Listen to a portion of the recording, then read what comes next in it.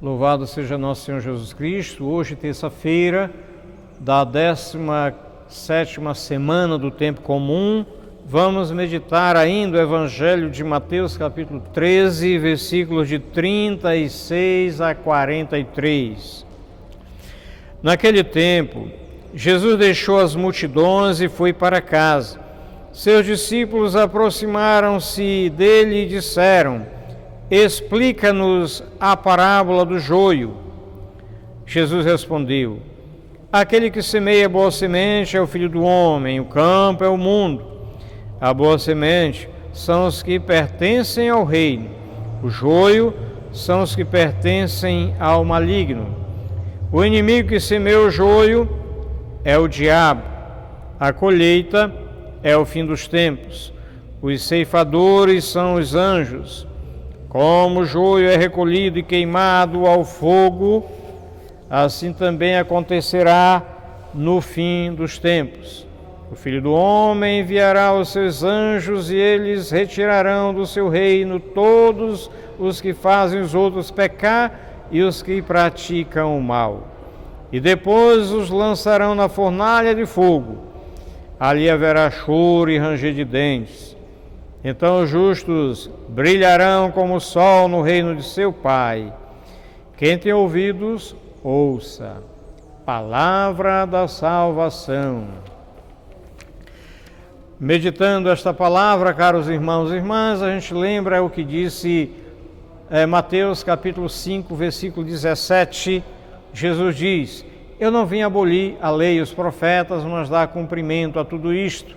Portanto, Jesus, quando fala em parábolas, é para cumprir aquilo que já foi anunciado pelos profetas. E ele continua, Jesus, neste capítulo 13 de Mateus, falando em parábolas.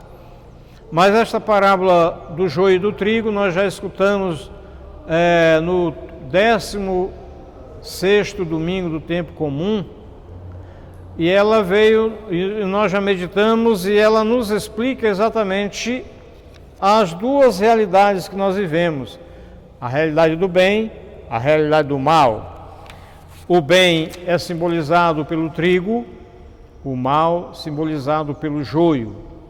Portanto, onde Deus semeou o bem, veio o diabo para querer atrapalhar a obra de Deus e semeou o joio, obra do inimigo.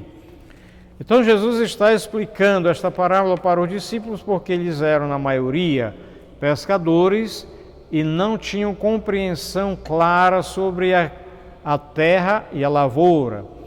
E Jesus então vai explicar e dizer exatamente que esta palavra que está sendo semeada, esta semente é a palavra de Deus, o semeador é o próprio Jesus Cristo, o campo é o mundo, e o inimigo que vem e semeia é o diabo.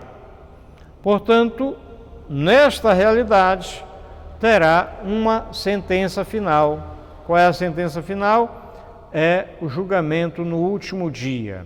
E terá a participação dos anjos para fazer exatamente aquilo que é a chamada triagem.